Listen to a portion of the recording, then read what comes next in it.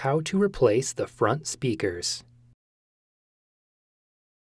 Before you begin, remove the base enclosure and battery. Important: make careful note of the routing of the front speaker cable for later replacement. Disconnect the front speaker cable from its connector on the system board.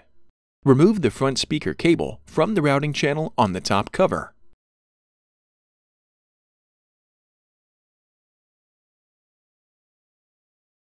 Remove the 4 6mm P0 Phillips head screws that secure the front speakers to the top cover. Lift the front speakers off of the alignment pins on the top cover and remove. Reverse this procedure to install the front speakers. Important: after replacing the front speakers, be sure to calibrate the audio outputs.